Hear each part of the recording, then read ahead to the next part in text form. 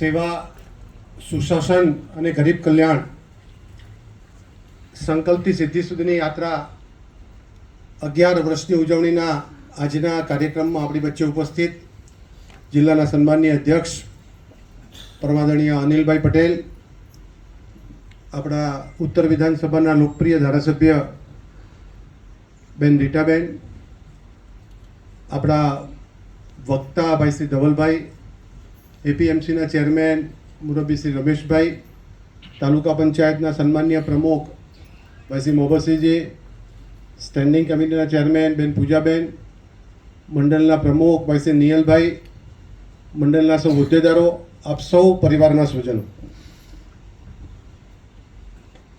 આપણા ત્યાં ગામડામાં એક રિવાજ હતો કે મહેમાનગતિ જઈએ એટલે ખાટલા ઢાળીને બેસાડી દેવામાં આવે. પછી ઘરમાંથી એક ભાઈ રકાબી એક હાથમાં તપ્પી લઈને આવે ને એક કીટલી લઈને આવે, અને પછી એક રકાબી આપતો જાય ને એક ચા પીરસતો જાય. એટલે જેને પહેલી આવે ને એને ભમરીનું ઘર આવે, અને છેલ્લી આવે ને એને ચાનો ભૂકો જે વધ્યો હોય ને એ બધો પેલી ઘરની કાણી થઈ જાય. એટલે અમારા ભાગમાં એવું છે. મોટા ભાગની કથા, સત્યનારાયણની કથામાં 5મા અધ્યાય સુધી સાધુવાળીઓ પાછો પરત આવી ગયો છે વાણ લઈને, અને રસ્તામાં જેટલું ગોખ્યું હતું એ બધું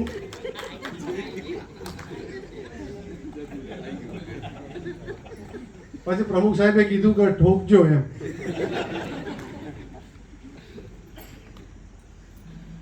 રીટાબેને બહુ સરસ વાત કરી કે અહીંયા બેઠેલા બધા જ વ્યક્તિને આ તમામ બાબતની ખબર છે. જે પણ વાતો આપણે અહીંયા કરવાના છીએ, જવાબદેહી પાર્ટીના કાર્યકર્તા તરીકે આપણા સૌના મનમાં કોઈની પાસે 5, કોઈની પાસે 7, કોઈની પાસે 10 યોજનાઓ કંઠસ્થ જ છે. કારણ કે મોદી સાહેબે કામ કરવામાં આપણી પાસે એવી ટેવ પડાવી છે કે જનસામાન્યના વિકાસ માટે સરકારની યોજનાઓ લઈ અને છેક સતત ને સતત આપણે જનતા સુધી જવું પડે છે. કોઈ આધાર કાર્ડ કઢાવવા માટે, કોઈ રેશન કાર્ડ કઢાવવા માટે, મેડિકલ કેમ્પ કરવા માટે, રક્તદાન કેમ્પ કરવા માટે, પદયાત્રીઓની સેવા કરવા માટે, આધાર કાર્ડ લિંક કરાવવા માટે, યોજનાઓનું ફોર્મ ભરાવવા માટે, જનધનનું ખાતું ખોલવા માટે. તો આપણે સતત ને સતત જનતાની વચ્ચે જઈએ. આગેવાન તરીકે આપણા ગામના કે સમાજના લોકો પણ આપણી પાસે પ્રશ્નો લઈને આવે છે, એટલે આપણને ખબર છે કે ભાઈ આમાં રસ્તો કેવી રીતે કાઢવો. પણ સંકલિત રીતે 11 વર્ષનો હિસાબ આપવાની વાત હતી, અને એટલે આ કાર્યક્રમનું આયોજન સમગ્ર રાજ્યમાં થયું છે. કેટલીક વખત કોઈ પણ પેઢી હોય, કોઈ પણ ધંધા રોજગારનું સ્થળ હોય તો વાર્ષિક હિસાબ ના આપે, એ સર્વે ના કારણે નફા નુકસાન આખા વર્ષમાં શું થયું, ક્યાં ભૂલ પડી છે એને રોકવાની છે, કયા સેક્ટરે વધારે નફો કર્યો છે તે આગળ જવાનું છે, એ સર્વૈયાના આધારે નીકળતું હોય છે. આપણે જવાબદેહી પાર્ટીના કાર્યકર્તા છીએ, જે કહીએ છીએ કરીએ છીએ, જેનું ખાતમુહૂર્ત કરીએ એનું ઉદ્ઘાટન કરીએ છીએ. મેનિફેસ્ટોમાં જે વાત કરી હતી એ તો પૂરી કરીએ જ છે, પણ કિસાન સન્માન નિધિ મેનિફેસ્ટોમાં નહોતી તેમ છતાં કરી. ગરીબ કલ્યાણના જે 81 કરોડ યોજનાના લાભાર્થી હતા એ આપણા મેનિફેસ્ટોમાં ક્યારેય નથી, અને તેમ છતાં જનસંઘથી ભારતીય જનતા પાર્ટી સુધી જે વચનો આપણે આપ્યા હતા એ પૂરા કરવાની દિશામાં 65 વર્ષની સરખામણીમાં પાછલા 11 વર્ષમાં મોદી સાહેબે ક્યાંય પાછું વળીને જોયું નથી. પરિવાર મોટો થયો છે. 11માંથી 11 કરોડ લોકો ભારતીય જનતા પાર્ટી સાથે જોડાયા છે. ભિન્ન ભિન્ન વિચારધારાના, ભિન્ન વ્યવસાય સમૂહના, ભિન્ન જ્ઞાતિ સમૂહના લોકોએ જ્યારથી મોદી સાહેબે કામ કર્યું ત્યારથી ગુજરાતમાં અને પછી દેશમાં પણ 11 વર્ષના શાસન જોયા પછી, પહેલા 5 વર્ષના શાસન પછી એક પ્રવાહ નવો ભારતીય જનતા પાર્ટીમાં જોડાતો થયો. અને એટલે આપણી પાર્ટી, આ પાર્ટી વિથ ડિફરન્સ કેવી રીતે છે અને કરેલા કામનો હિસાબ આપવાની જે આપણી પદ્ધતિ છે એના ભાગરૂપે આપણે વૈશ્વિક પટલ ઉપર ભારત અને ભાજપનું માન અને સન્માન વધ્યું છે. એ વાત આપણા નવા આગંતુકો પણ ડિટેલમાં જાણે, પાર્ટીના લોકો પણ જાણે, આપણી પાર્ટીમાં આપણી વિચારધારાની નવી પેઢી પણ આવી છે, તો એ પેઢી પણ આપણો ઇતિહાસ જાણે એવા શુભ આશયથી આ કાર્યક્રમનું આયોજન થયું છે. મને લાગે છે કે આ મહામાનવ વિશે વાત કરવા માટે, આ વિરાટ વ્યક્તિત્વ વિશે વાત કરવા માટે, આ વૈશ્વિક નેતૃત્વ વિશે વાત કરવા માટે મારો ને તમારા બધાના શબ્દોનો ઘટ ટૂંકો પડે. આપણી એના માટે લાયકાત નથી. આપણી વિચાર પૂરો થાય એ પછી એમનો શરૂ થાય અને અનંત સુધી ચાલ્યા કરે. અને જે પ્રમાણે 11 વર્ષના કામો થયા છે, તમે જો રાજનીતિની દશા અને દિશા બદલવાનું કામ થયું. પરંપરાગત રીતે રાજનીતિ કેવી હતી? નેતા 11 વાગે ઉઠે, એકાદ કલાક સુધી ડાયરો કરે, 2 વાગે પોઢી જાય, 5-6 વાગે ઉઠે, રાત્રિની મહેફિલો ચાલુ થાય, ફોન ઉપડે નહીં, પરિવારના લોકો મળતિયા લોકોના કામ થાય અને રોડ, રસ્તા, ગટર, પાણી, શાળાનો ઓરડો, નાનકડું દવાખાનાનો રૂમ, ડૉક્ટર વગરનો, આ વિકાસની વ્યાખ્યા હતી. પરંપરાગત વિકાસ એટલે આ તો સેક્રેટરીઓ પણ કરતા હતા. ધારાસભ્ય ના હોય, સંસદ સભ્ય ના હોય, મુખ્યમંત્રી ના હોય, ત્યારે બાબા સાહેબે આપણને બંધારણમાં આ બધી વ્યવસ્થાઓ લખીને આપેલી હતી. અને 70 વર્ષ સુધી આનું આ ચાલ્યું, 66 વર્ષ સુધી, કે લખેલું હતું એ વાંચવાનું, એક હેન્ડપંપ બનાવી દેવાનો, નીચે પાઇપ ના હોય, ખાલી આમ કરીએ ને તો ખખડ્યા કરે એમ. 5 મરઘા આપી દેવાના આદિવાસી વિસ્તારમાં, 5 અઠવાડિયા 5 મહેમાન આવે એટલે પૂરા થઈ જાય. 4 નાળિયામાં પેલા ફેરા નાખી દેવાના છારાના, 4 નાળિયામાં નાખવાના, 40 પોતાના મકાને નાખવાના અને પછી એનું બિલ બની જાય 400નું. 5 ફેરા પાણીને આવે અને 500 ફેરા ઘરનો જ પેલો પાણીયા ભત્રીજાનું પેલું ટેન્કરનું કોન્ટ્રાક્ટ હોય. એટલે આ રીતે વર્ષો સુધી ચાલ્યું. તમે ગુજરાતમાં પણ આ સ્થિતિ હતી. તમે આજે પણ ગુજરાતમાં તમામ આશ્રમ શાળાઓ, તમામ સ્કૂલો, તમામ અપંગ સ્કૂલો, તમામ તમે હોસ્ટેલો જુઓ તો બધી 91-92% આજે પણ કોંગ્રેસના આગેવાનો પાસે છે. તમામ પેટ્રોલ પંપે જુઓ, તમામ ગેસ એજન્સી જુઓ, આ જ પ્રકારની શાસન પદ્ધતિ હતી. સુશાસન કોને કહેવાય? લોકભોગ્ય શાસન કોને કહેવાય? કલ્યાણ રાજ કોને કહેવાય? રામરાજ્ય કોને કહેવાય? એની નવી વ્યાખ્યા આપવાનું કામ મોદી સાહેબે કર્યું. અને પરંપરાગત વિકાસ તો કર્યો, પણ એનાથી ઉપર ઉઠીને વિકાસના નવા આયામ આપ્યા, વિકાસની નવી પરિભાષા આપી અને રાષ્ટ્રીયથી આંતરરાષ્ટ્રીય લેવલે સીમાડાની સુરક્ષા કરવા માટે, સાંસ્કૃતિક આપણી જે ધરોહર છે એને મજબૂત કરવા માટે, આંતરરાષ્ટ્રીય લેવલે સન્માન વધે એના માટે, અને તેમ છતાં છેવાડાના માનવીના મનમાં એવો ભાવ ના જાગે કે મને શહેર કરતાં જુદું મળે છે. એટલે અંત્યોદયના વિચારને મૂર્તિમંત કરવા માટે ચલો જલાએ દીપ વહાં જહાં અભી ભી અંધેરા હૈ, જ્યાં નથી પહોંચ્યું ત્યાં પહોંચાડવાનો પ્રામાણિક પ્રયાસ થયો. અંતિમ પંક્તિના વ્યક્તિના જીવનમાં પણ ઉજાસ આવે એવા કામ થયા. એટલા માટે થયા કે 17 વર્ષના એમના જે પ્રચારકનો કાળ હતો, ભારતીય સ્વયંસેવક, રાષ્ટ્રીય સ્વયંસેવક સંઘના કાર્યકર્તા તરીકે, પ્રચારક તરીકે એમણે ઘર-બાર છોડ્યા પછી હિમાલયથી ચાલુ કરી અને સમગ્ર ભારતનું જે ભ્રમણ કર્યું.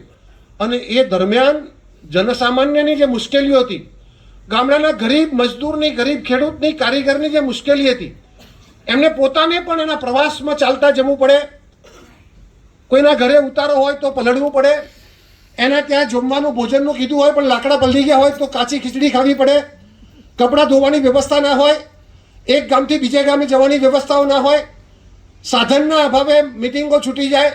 આ બધી સમસ્યાઓ એમણે જે જોઈ હતી ને, એ બધી મુખ્યમંત્રી થયા પછી એને શાસનમાં ઉતારવાનો પ્રામાણિક પ્રયાસ થયો.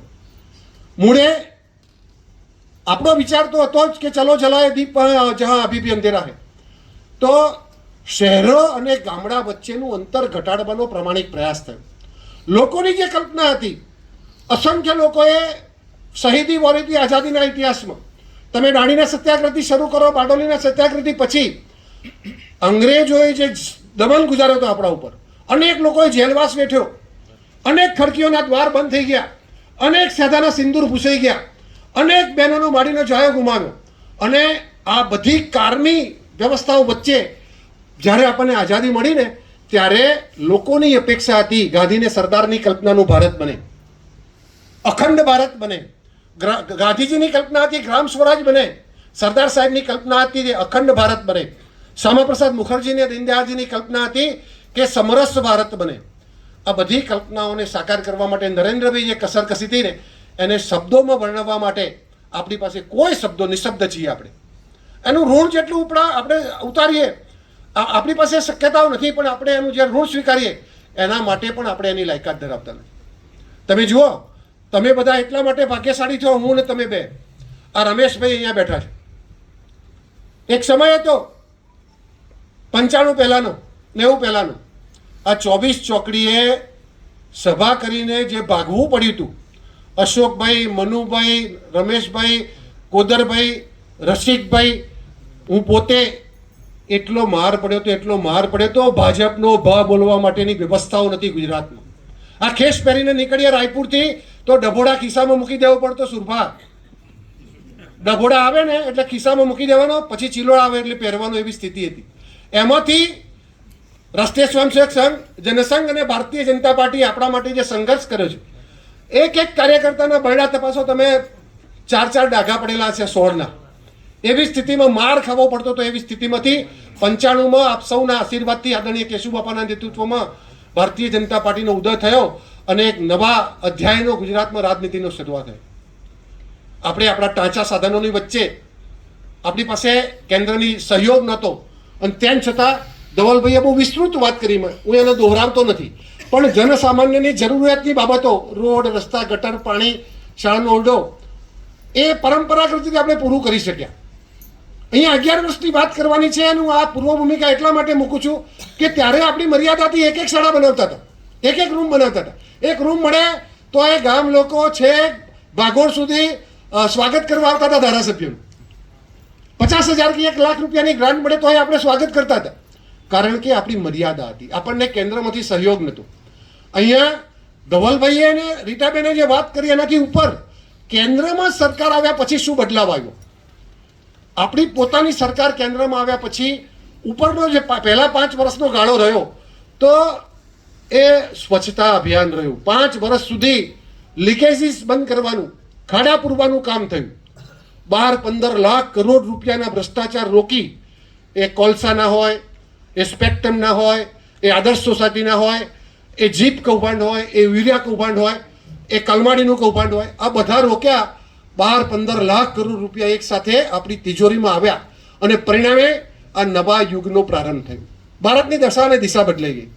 ભારતીય જનતા પાર્ટીના કાર્યકર્તા તરીકે આપણને ગૌરવ હોય કે આજે નરેન્દ્રભાઈએ 11 વર્ષની ફલશ્રુતિને એક વાક્યમાં કહેવું હોય તો આજે પંચાયતથી પાર્લામેન્ટ સુધી ભારતીય જનતા પાર્ટીનું શાસન છે. આ ખેસ જે તમે પહેર્યો છે, 11.5 કરોડ લોકોનો પરિવાર આપણો, એ બખ્ખે બખ્ખા છે ભાઈ, કોઈ તકલીફ પડવું નથી. આ એર કન્ડિશન હોલમાં આપણે મિટિંગ કરીએ છીએ અને રોજ એર કન્ડિશન હોલમાં ફરીએ છીએ આપણે. અને બહાર પાર્કિંગ મેં જોયું, તમારે સમૃદ્ધિની વ્યાખ્યા કરવી હોય તો બહાર જઈને જોઈ લેવું પડે. અને બધાના ચપ્પલ જોઈ લો, જૂતા જોઈ લો. એક બે રાખતા હતા, એક લેડીઝ અને એક જેન્ટ્સ. જે બહાર જાય પહેરતું હતું. રમેશ કાકા બરાબર ને? આજે બાથરૂમના, રૂમના, ગામમાં પહેરવાના, બહાર પહેરવાના અને પાછા લગ્નમાં પહેરવાના પેલા ચામડાના, આવી વ્યવસ્થા સુધી આપણે પહોંચી જાય. પણ મોદી સાહેબે જે સંઘર્ષ કર્યો છે, જે પ્રમાણે ભારતને સન્માન અપાવ્યું છે, મેં પરંપરાગત વાત ધવલભાઈએ કરી છે એટલે એમાં પડતો નથી, પણ સુરક્ષા, આંતરરાષ્ટ્રીય સન્માન, સાંસ્કૃતિક રાષ્ટ્રવાદ, સમૃદ્ધિ અને સહકાર, આ 5 આયામોથી કામ થયું છે. તમે જુઓ, ગુજરાતમાં નરેન્દ્રભાઈની સ્વીકૃતિ, ભારતીય જનતા પાર્ટીની સ્વીકૃતિ એ સર્વસામાન્ય હતી.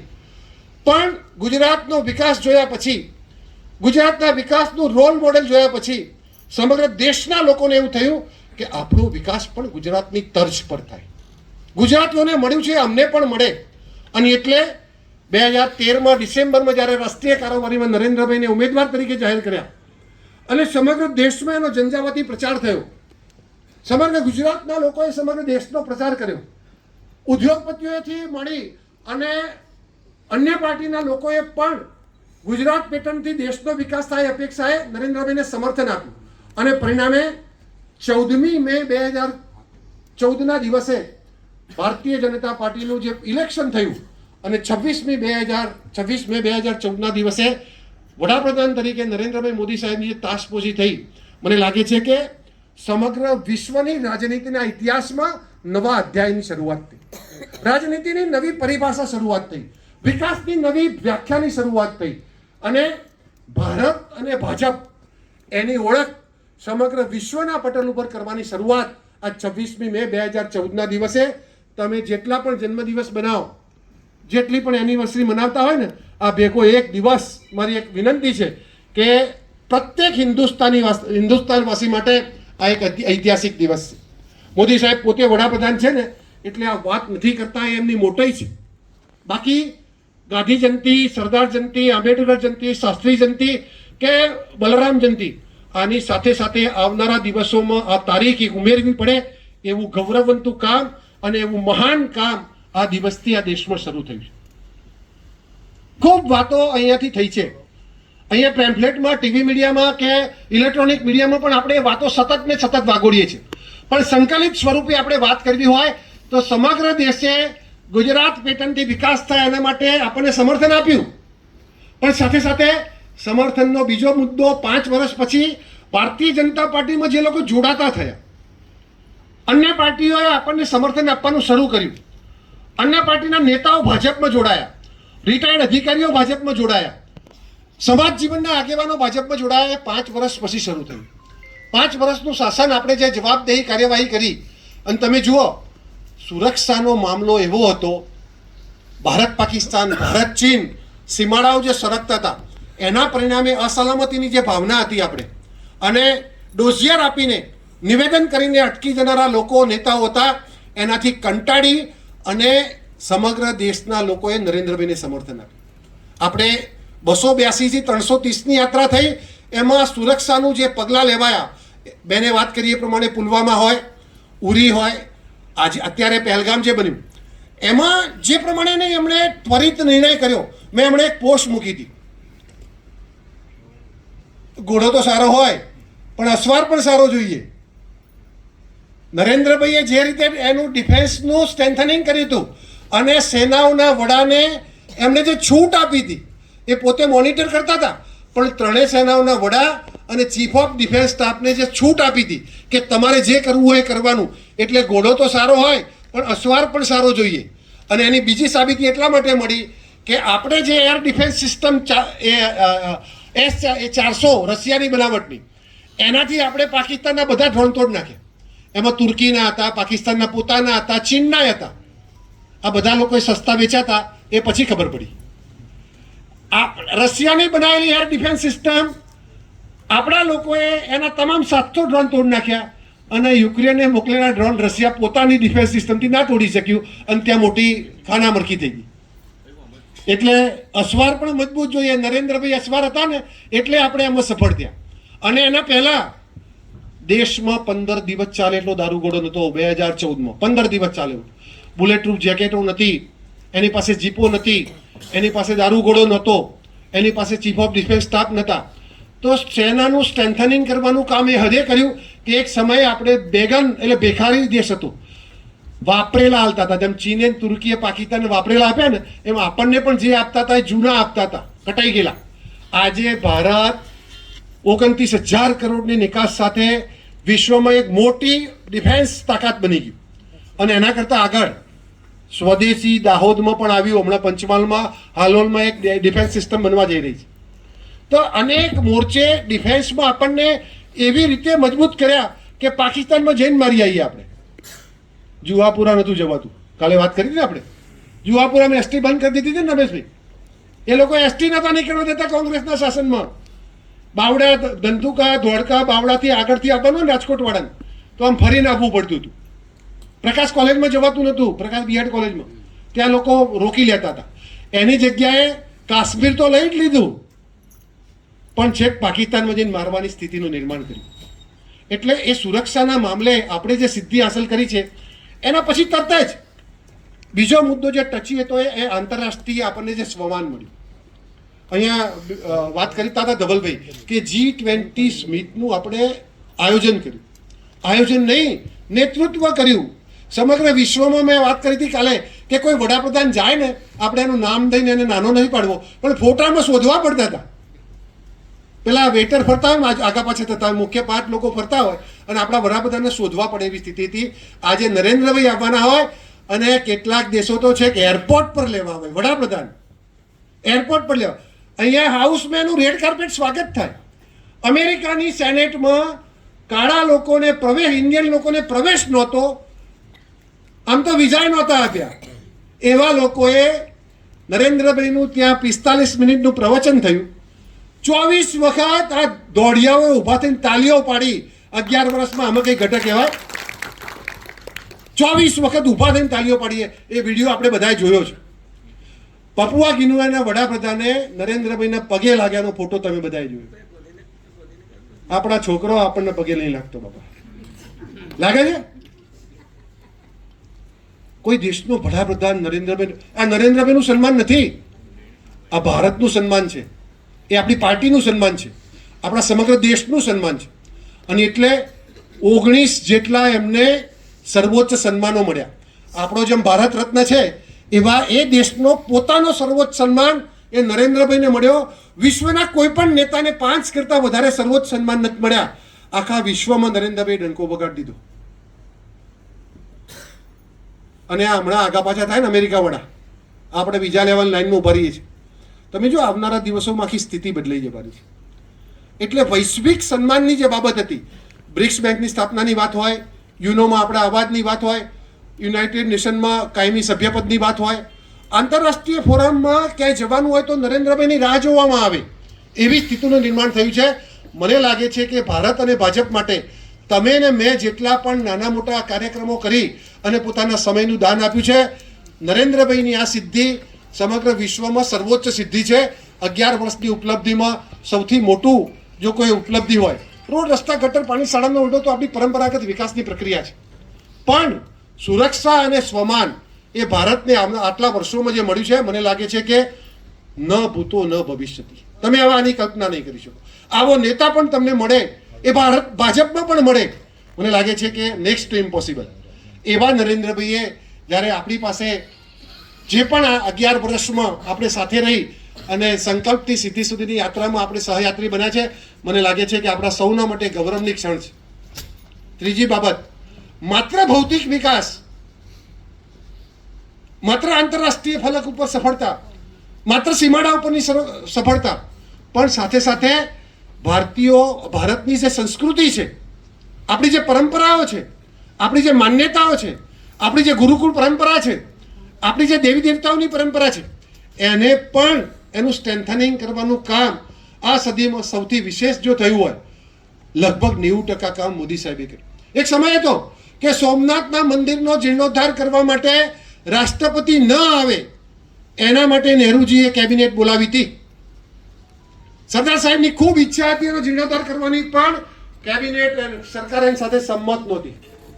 એવા સમયમાંથી તૃષ્ટિકરણની એમની રાજનીતિ હતી, લઘુમતીની રાજનીતિ હતી, અને પરિણામે, અને આ તો ઇતિહાસ એનો છે કે આઝાદી પછી જત જ, અને આઝાદીના પહેલા 5 વર્ષ પણ જ્યારે અંગ્રેજો અહીંયા આવ્યા ત્યારે અંગ્રેજોનું બારડોલીના સત્યાગ્રહનું, ગાડીના સત્યાગ્રહનું અને નાકરના આંદોલનનું જે જમીર હતું, કુમારીને ખુદદારી જે હતી, જે તાકાતથી લોકો પોતાનો પ્રાણ આપી દેતા હતા.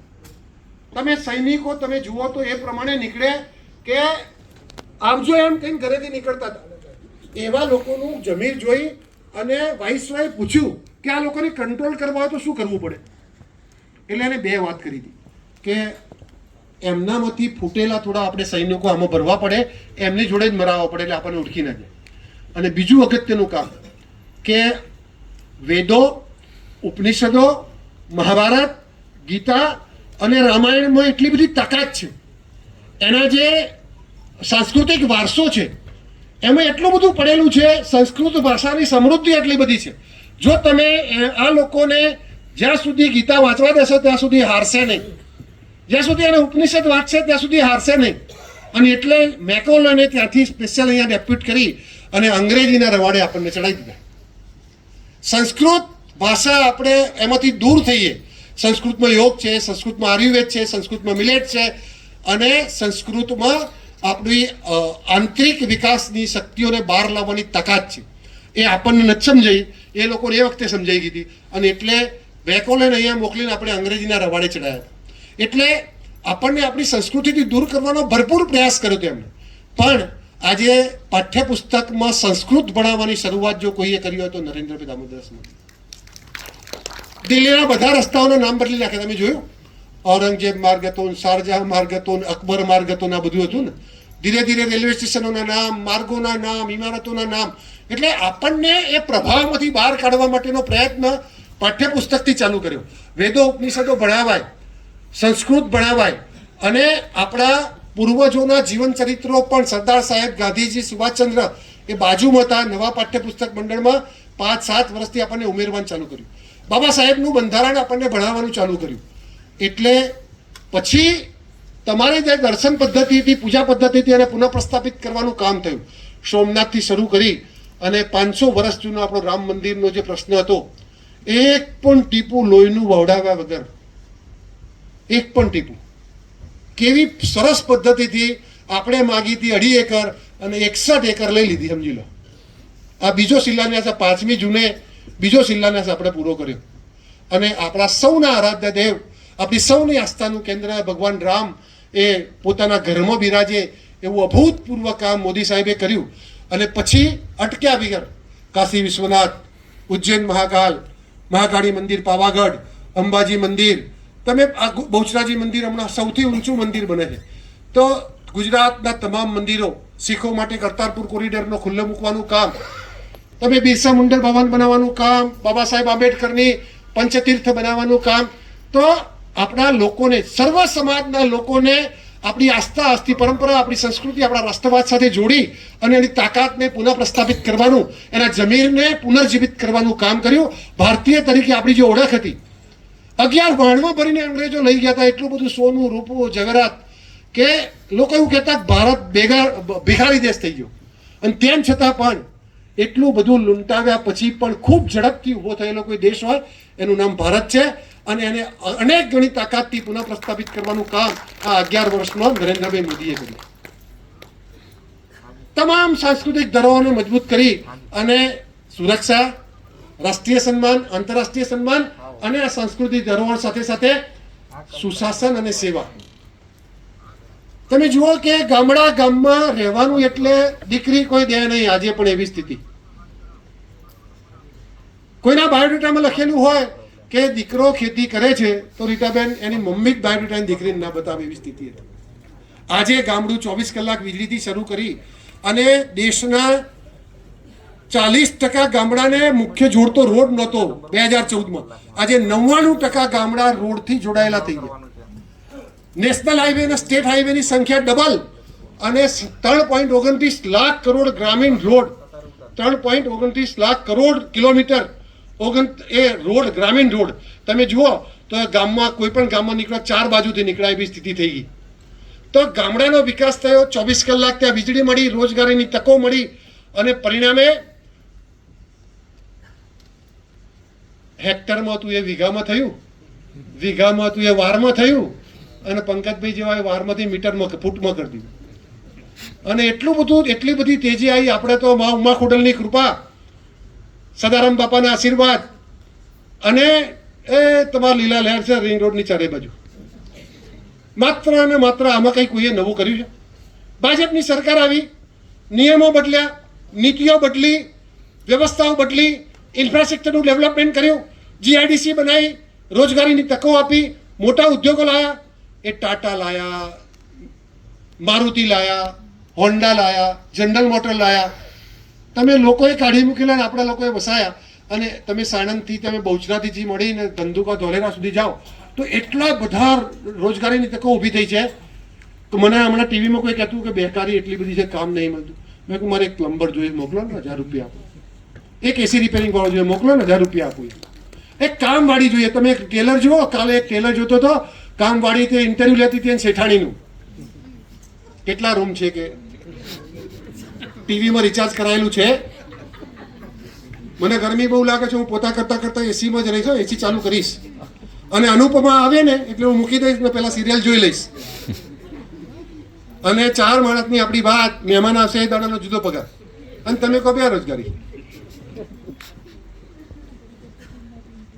ગરીબ કલ્યાણની યોજનાઓના મારફતે યુવા, મહિલા, ગરીબ અને કિસાન ચારે સેક્ટરમાં અભૂતપૂર્વ કામગીરી આપણા ત્યાં થઈ છે. મોટાભાગની વાત ધવલભાઈ રીટાબેને કરી દીધી છે એટલે દોહરાવતો નથી. અને સંસ્કૃતમાં એક શોખ છે, તુંડે તુંડે મતી પિંડા. એટલે માણસે બધાની મતી જુદી હોય. અને આ તો ગાંધીનગરના પાછા. આ ગાંધીનગરની ભૂમિની ખબર છે ને? ઉત્તર ગુજરાતમાંથી ચુવાડ પંથક આપણા ચોરોથી પ્રખ્યાત હતો. ત્યાં ચોરી બહુ થતી, એટલે ચોરો ચોરી કરીને આ બાજુ આવીને સંતાઈ જતા હતા. આપણે અક્ષરધામ છે ને એ બાજુ સચિવાલય બાજુ, અને પછી સુઈ જાય, બીજા દિવસે ઉઠીને ભાત પાડતા હતા. એમ અત્યારે ભાત પાડે છે ને એ જ જગ્યા છે. એટલે ગાંધીનગરના લોકોની બુદ્ધિ ચાતુર્ય બહુ ઊંચું, એટલે એમને બધી ખબર જ હોય. પણ આ ખેડૂતો માટે જે કામ થયું છે અભૂતપૂર્વ કામ. નર્મદા યોજના ડેમના દરવાજા બંધ કરવાથી શરૂ કરીને કિસાન સન્માન નિધિ, 0% વ્યાજે ધિરાણ, ટ્રેક્ટર માટે સહાય, કલ્ટિવેટર માટે સહાય, થ્રેસર માટે સહાય, ટેલર માટે સહાય, પ્લાન્ટર માટે સહાય, પ્લાવ માટે સહાય, ગોડાઉન માટે સહાય, તારની વાડ માટે સહાય, ફેન્સિંગ માટે સહાય. એનાથી પછી આગળ તમારે કોઈ પણ મોટો પ્રોજેક્ટ કરવો હોય વેલ્યુ એડિશનનો, તો એના માટે પણ સહાય મળે. ડ્રીપ ઇરિગેશન તો સૌથી મોટો પ્રોજેક્ટ, સોલાર તો સૌથી મોટો પ્રોજેક્ટ. તો આ બધા પ્રોજેક્ટો કરીને વીજળી સરપ્લસ સ્ટેટ કરી અને માગે ત્યારે વીજળીનું કનેક્શન મળે એવી સ્થિતિ થઈ. અહીંયા કોઈ જૂના વડીલ હોય તો જોજો, અરે ને આપણે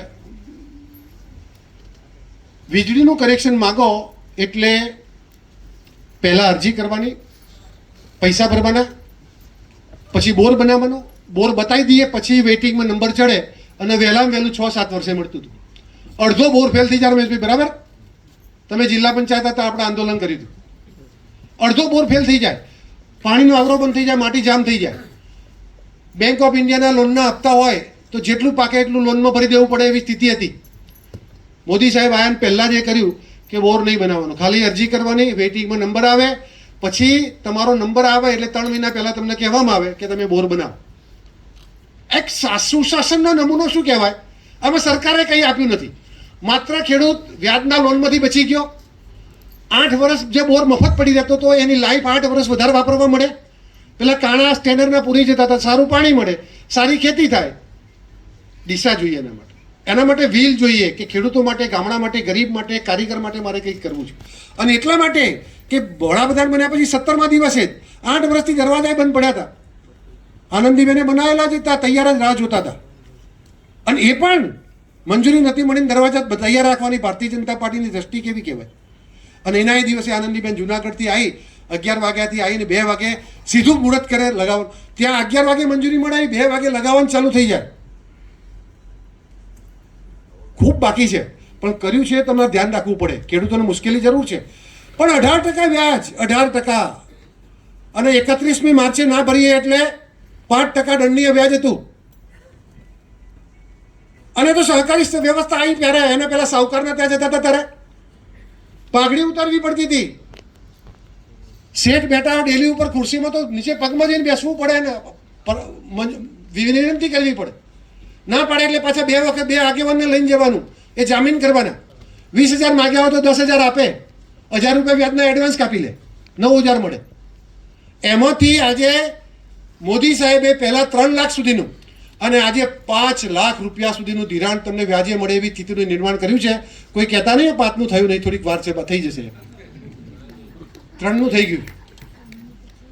તમે વિચાર તો કરો કે 5 લાખ રૂપિયા એટલે તમારો 1 લાખ રૂપિયા દર વર્ષે તમારી બચત. 1 લાખ રૂપિયા તમે બીજી બેંકમાંથી લો, 18-20% વ્યાજ ભરો એટલે 20-50 1 લાખ રૂપિયા વ્યાજ થાય. તમને 6,000 આલે છે નહીં, 1 લાખ રૂપિયા દર વર્ષે મળે છે ખેડૂતને. ડ્રીપ ઇરિગેશનમાં ગાંધીનગરમાં 90% સબસિડી. આખા દેશમાં ક્યાંય 45-50% સબસિડી નથી. આખા દેશમાં તમે કોઈ પણ રાજ્યમાં જઈ આવો. આ ગુજરાત એકમાત્ર એવું રાજ્ય છે જ્યાં 70% સબસિડી અને 10% પાછી અટલ ભૂજલની અને અનુસૂચિત જાતિ જનજાતિ માટે બીજી 10%. લગભગ મફત ડ્રીપ ઇરિગેશન. કિસાન સન્માન નિધિના રોકડા હપ્તા મળે ને, હમણાં કહેતા હતા ધવલભાઈ, આમ સ્વિચ પાડે સાહેબ અને 11 કરોડ લોકોના ખાતામાં ફટાક દઈને પૈસો આવી જાય. સરપંચને મળતું હતું પહેલાં, તલાટીને મળે, ગ્રામ સેવકને મળે, ભાજપના આગેવાન 2, કોંગ્રેસના આગેવાન 2 અને 2 પંચાયત 8-10 જણને જ બધું મળતું હતું. ગમે તે ખાતરની થેલી આવે તો પત્ર આવે તો કલ્ટિવેટર આવે તો એ તો બધું નહોતું આવતું. પેલા નાના દેશી ખાતર જે પણ આવે એ 10 જણને પંચાયતમાં વેચાઈ જતું હતું. પોર્ટલના માધ્યમથી ઓનલાઈન વ્યવસ્થા વારા પરથી દરેકને મળે એવી વ્યવસ્થા મોદી સાહેબે કરી. MSPથી ખરીદી થાય.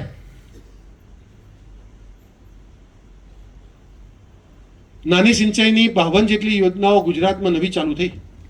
આજે ઉત્તર ગુજરાતમાં 542 જેટલા તળાવો ભરાયા.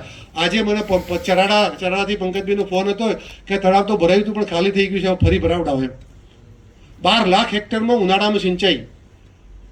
આપણે શિયાળામાં પાણી નથી આપી શકતા, શિયાળામાં તો પૂરતું આપ્યું, ઉનાળામાં પણ આપીએ છીએ. આ બધું કર્યું. 2,60,000 કરોડ રૂપિયા સબસિડી માત્ર ખાતરની. 240 કે 260 રૂપિયામાં જે તમે યુરિયાની થેલી લો છો એ થેલી સરકારને 2430 થી 2700 રૂપિયામાં પડે. 2430 થી 27. આંતરરાષ્ટ્રીય બજારમાં જે ભાવોની વધઘટ થાય ડોલરની, આના આધારે 2400 થી 2700 રૂપિયાની થેલી તમે 266 રૂપિયામાં લો છો. એ જ પ્રમાણે 2930 3000 રૂપિયાની ડીએપીની થેલી 1600 રૂપિયામાં આપણે લઈએ છીએ. 7-8 રૂપિયાની વીજળી, ઉદ્યોગોને 11 રૂપિયાની વીજળી. આ વીજળી આપણે 25 પૈસાથી 60 પૈસા સુધી ખેડૂતોને મળે છે. હોર્સ પાવર છે એને 25 પૈસા અને મીટર છે એને 60 અને 75 પૈસાથી આપણે આપીએ છીએ. અને તેમ છતાં પૂરતી લંગડી નહીં. આટલા ઉનાળામાં પણ આપણે એને મેન્ટેન રાખી શક્યા છીએ. એક સમય હતો કે લાઇટ આવે એ સમાચાર હતા. લગ્ન લીધું હોય તો કુળદેવીને પત્રિકા આપીએ એના પહેલાં આપણે વાયરમેનને આપવી પડતી હતી કે ભાઈ મારા ઘેર અવસર છે અને આ દીકરી પરણી ઉઠે ત્યાં સુધી લાઇટ ના જાય એના માટે આ 2 મણ ઘઉં આપું છું અને તું લંગરીઓ ના પડી જાય ધ્યાન રાખજે. એમાંથી આજે અનઇન્ટરપ્ટેડ વીજળી, ગામડામાં 24 કલાક વીજળી, ખેતી માટે કિસાન સૂર્યોદયથી દિવસે વીજળી અને સોલર વીજળી. 2-4 દિવસ પર સમાચાર હતા ગુજરાત સમગ્ર દેશમાં સોલરમાં નંબર 1 બન્યું. તો આ બધી વ્યવસ્થાઓ તમારા ધ્યાનમાં હતી. એના પહેલાં મહિલા, યુવા અને ગરીબ માટે બેને અને ધવલભાઈએ બહુ ડિટેલમાં વાત કરી છે, એટલે પેલો તુંડે મતીપિંડાવાળી વાત કરતો હતો ને એનાથી આપણે વિરામ આપીએ છીએ. કારણ કે 12 વાગે ને એટલે બધાની બુદ્ધિ એક થઈ જાય. આમ બધાની જુદી જુદી હશે પણ 12 વાગે એટલે આ બાજુથી સુગંધે આવવાનું ચાલુ થઈ ગયું છે. એટલે તમારી અને પૂરીની વચ્ચે વધારે ડિસ્ટર્બન્સ નહીં કરવું, કારણ કે આ યાત્રાને હજુ અનંત ચાલુ રાખવાની છે. હજુ આપણા 2 અગત્યના કામ બાકી છે. એક કોમન સિવિલ કોડ અને બીજું પાકિસ્તાનમાં રાષ્ટ્રધ્વજ લહેરાય ભારતનો. એ 2 મુખ્ય કામ બાકી છે.